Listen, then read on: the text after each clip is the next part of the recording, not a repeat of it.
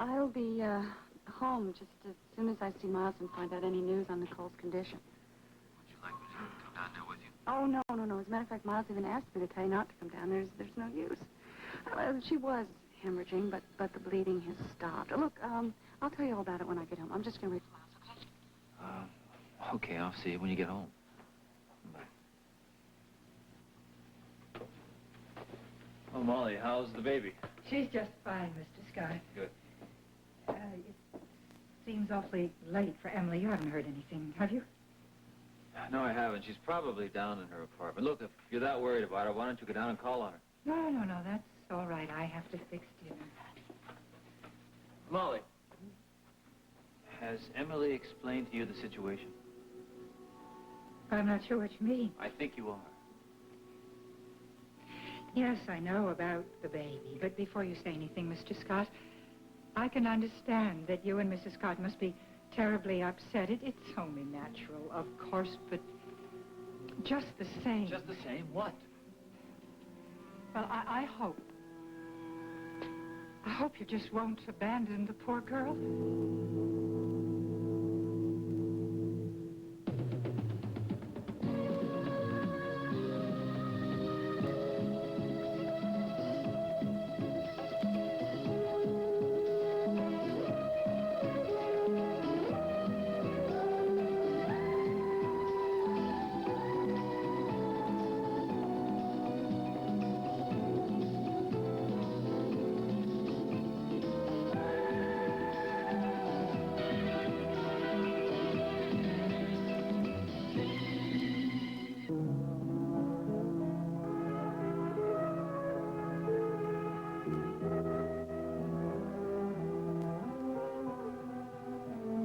No, we're not going to abandon her, Molly.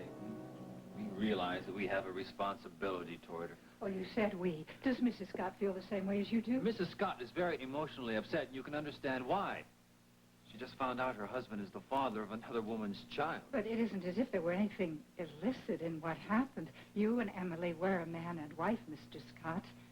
At least you really honestly believe that you were. It isn't as if what happened wasn't a natural consequence. Molly, does that make the situation any less painful? Please. Don't blame Emily.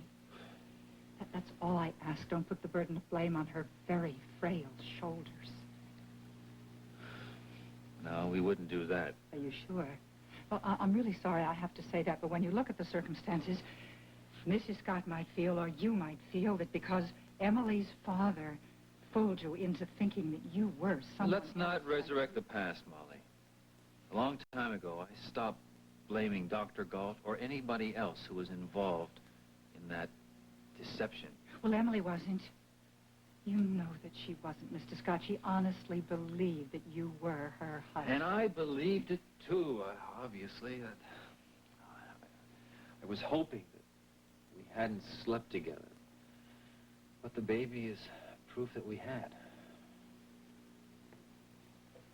It's only human that your wife should feel a little jealous. My wife knows that there is only one woman in my life. But Emily is going to have your child. Look, we will make sure that she's very well taken care of. Oh, you're talking about money, aren't you? I know that you and Mrs. Scott will be very, very generous about money, but there are things that are much more important, aren't there? Emily is all alone in the world. To be all alone, having a baby. It's time for me to go and fix dinner.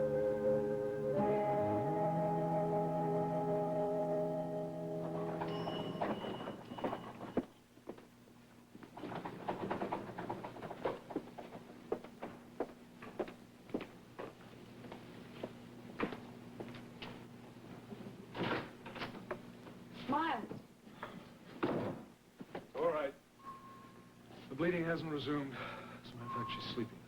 Oh, I'm glad here. I have some coffee. Oh, thank you. I'm sorry I wouldn't let you in. You would not have enjoyed the visit. They are going to be able to do something for her, aren't they? Well, we try to rebuild her strength. She's scheduled for a few blood transfusions. Well, that'll help, won't it? It'll help, but I don't want to kid you. This is a stopgap measure. This is not a cure. There's only one possibility for a cure. No word from Jody yet, huh? No. Maybe I ought to call the police. It's too early. The search has just begun. Miles, are you sure that Jody's the only one who can help? Maybe I can do something. I know you love Nicole. I wish to God love were enough in a case like this, but it's not. It takes a blood relative. What about the fact that Jody's only a half-sister? Well, that's not good. Reduces the chances for success in half. Which means even if she does have this transplant operation, it might not cure her. That's right, but we can't look at it that way. We've got to look at it from the point of view that it's the only possible cure. Yeah, well, listen, I'm sure as soon as Jody realizes what she's doing, she'll be back. It's probably my fault. One day when Jody came home all puffed up with excitement about a job offer that she'd had. Dancing? Yes, her first big break. Couldn't have come at a worse time. So that's why she's afraid of the operation, huh? Well, that's part of it. She's afraid it's going to do some permanent damage to her legs. I tried to reassure her about the safety of the procedure. Tried to tell her how simple it would be from her standpoint. What about for Nicole? But Nicole's a little more complicated. There'd be weeks and weeks of isolation, radiation treatment. We don't want to talk about that now. We just want to go one step at a time. First step being to find Jody. And God knows where she is.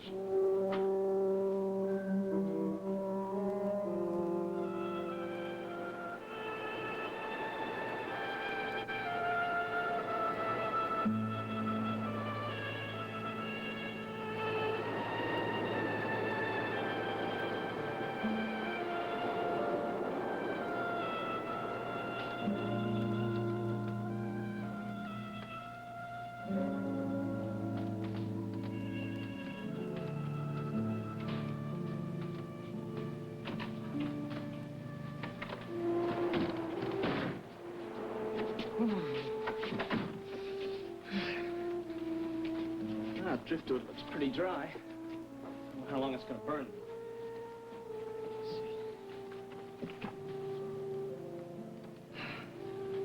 see. Guess that's one way to keep from being hungry.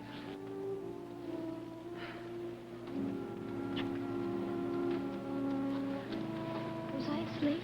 Uh-huh, for 30 years. My name is Charming, but you can call me Prince. So cold in here, No, Kelly. I brought some more driftwood for the fire here. Hey, if you think it's cold in here, you ought to go try going for a walk on the beach. It's freezing out there. I can see why people leave here this time of year. You know, it's so cold, I think the ocean's going to freeze over. Hey, come on, cheer up. It's going to be warm in here in just a second. I know. You know, maybe I ought to go look and see if I can find some blankets in the bedroom or something. No, Kelly, please don't. I feel terrible about breaking into these people's houses. Let's not violate the place any more than we have. Oh, sure, we should just sit here and freeze to death, that's all. See, look, you're getting a shiver from the cold already. It's not the cold that's making me shiver. What is it? I think it's a dream. A dream? It seems so real. That's why I'd asked you if I'd been sleeping. I don't know. I thought for a moment that it all came true. Well, tell me about it. I don't want to. Okay. Kelly, I'm sorry. I'll tell you, but I just don't want you to hate me anymore. Nothing you could do could make me hate you, Jody. Now, I want you to stop talking like that. I dreamt that I saw my sister lying in bed very still. And I walked over to her, and I said her name. I said Nicole, but she didn't answer me. So I said it again, and she still didn't answer. I got scared. I thought maybe that she... No, Kelly, I knew that she... Okay, Jody, you don't have to tell me anymore. No, please let me finish. I knew she was gone. So I turned around and I went to the door because I knew I had to tell somebody. And then I heard her voice. And I heard her say that... What? She said, "It's all right, Jody." And then I turned around really quick, but she was still lying there. But Kelly, I heard her voice. I heard her say, "It's all right."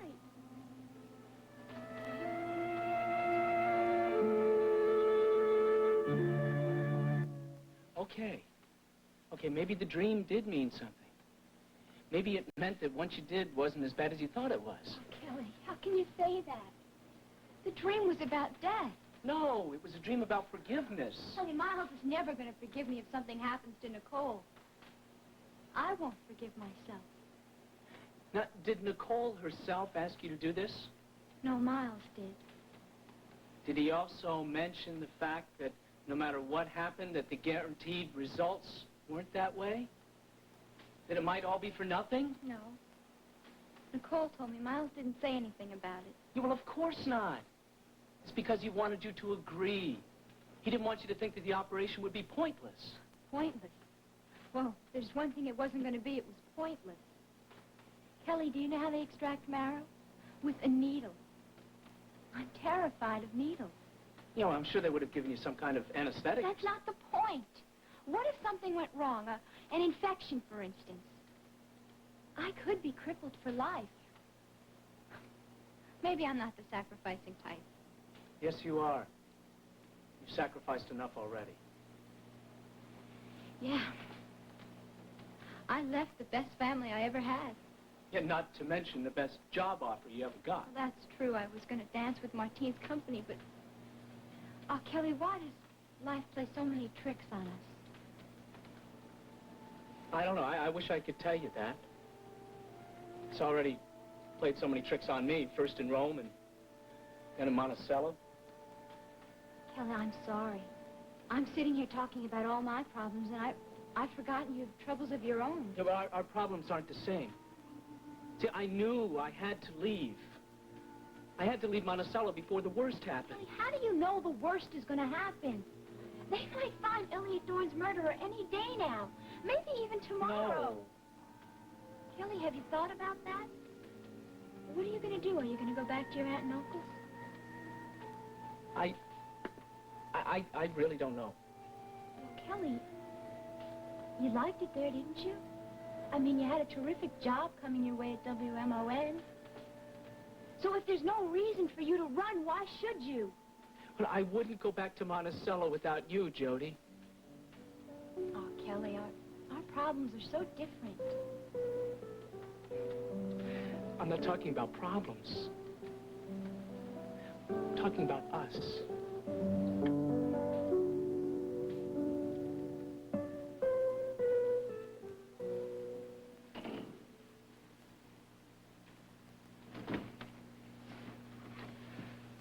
Well, you better get dressed. I made reservations for dinner. I wish you told me before. I was hoping we could just order something from room service. Oh, wear the new necklace and the red dress. The neckline is just perfect with it. Darling, please, I need a rest. I'm exhausted. Well, it'll do you good to get out.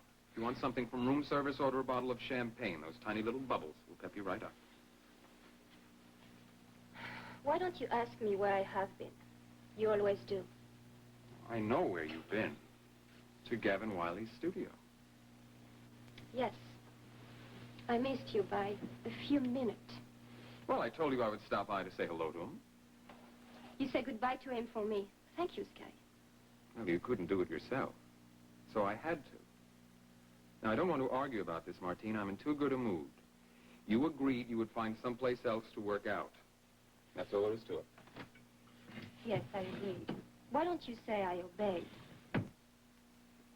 You said that Gavin was not the attraction at that studio. That you had this protege that you wanted to hire for the dance company. Well, that's all over now, too, isn't it? How did you know that?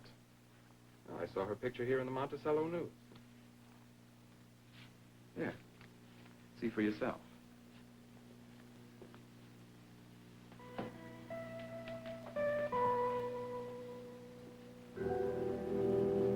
She's run away. This is all very sad. I just don't understand why she did this.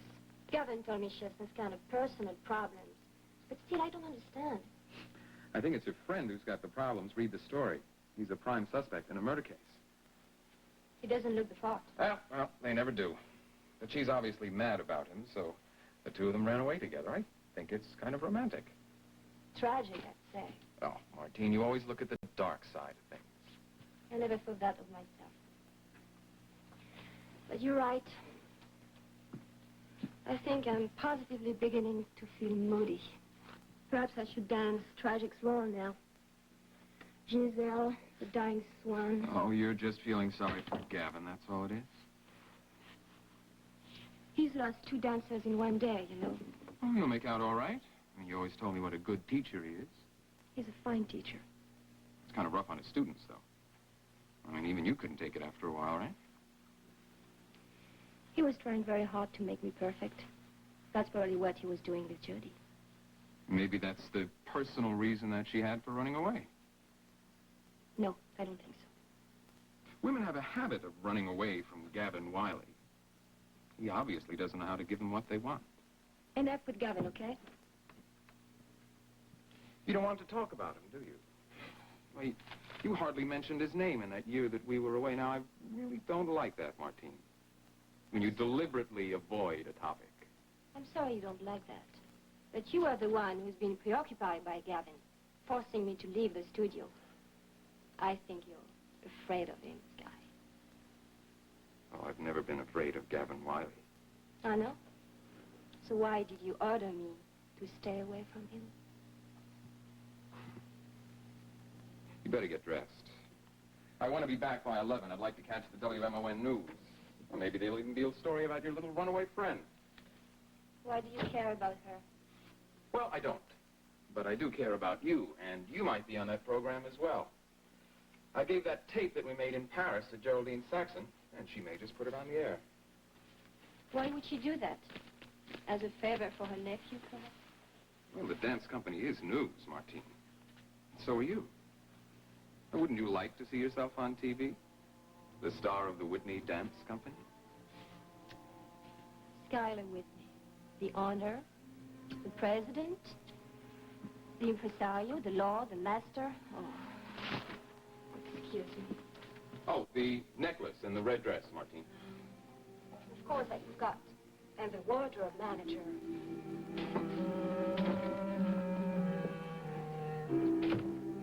Raven, aren't you overdoing your visitation rights a bit? Twice in one day. Well, I just like to see my little boy as often as I possibly can. Oh, that's utter nonsense. What I'd really like to know is what mischief you're planning now. Why are you always suspicious? Why can't you just believe that I... Oh, all right. So where else am I going to visit? I don't have any friends. Although I do have enough enemies, don't I? Doesn't that tell you something? Yes, it tells me how cruel, unfeeling, and unforgiving people are. Well, Raven, perhaps you should consider a fresh start. You mean leaving? Oh, no. My baby is here. I couldn't possibly leave. I just need to meet some new people, people that haven't prejudged me. That may not be easy. They just have to be new in town, like, for example, your nephew. What did you say his name was? Skylar. He certainly is adorable. Where have you been stashing him away all this time? Well, Skylar left Monticello at a very early age, at a time when he came into his inheritance. He's been traveling ever since. Apparently, he's the restless type, and I have no doubt that he inherited that from his father, too. Well, it's about time a new, interesting man came to Monticello. Well, hello, Raven. What a surprise. What a pleasant surprise. Did I hear you correctly? Oh, yes, I'm very glad to see you. Really, I'd have had to look you up tomorrow anyway. Geraldine, have you given Raven a drink or anything like that? Well, no, I haven't. Logan, what's going on? Why are you rolling out the red carpet? Well, why not? You're Jamie's mother, aren't you? Come on, what's up? Well, I do have a little something to tell you. I don't know. It might knock you off your feet. On the other hand, it might not be much of a surprise at all. It wasn't a very well-kept secret, from what I understand. About what? Nadine Scott left her grandson some money, quite a bit of money. In fact, the bulk of her fortune, which means that our little boy's going to be very, very rich. But then you knew about that, didn't you? That's why you were so anxious to take him away from me. What to do with the money?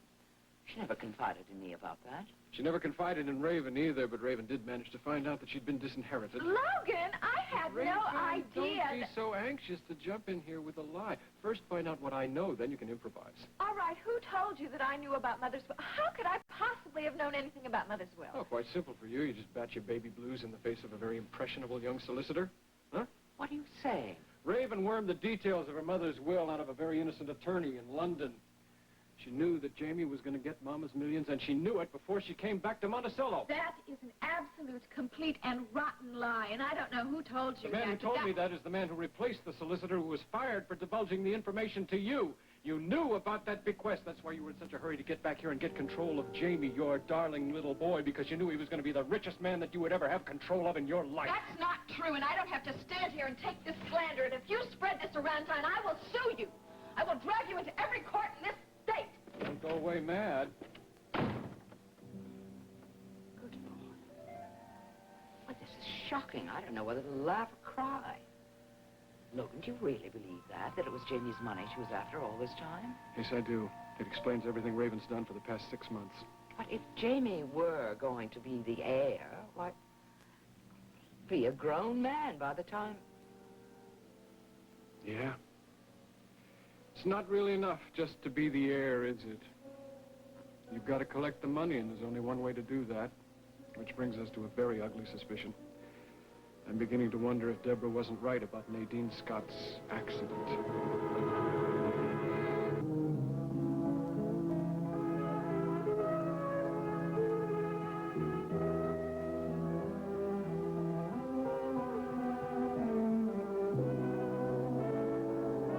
Baby Fresh Set.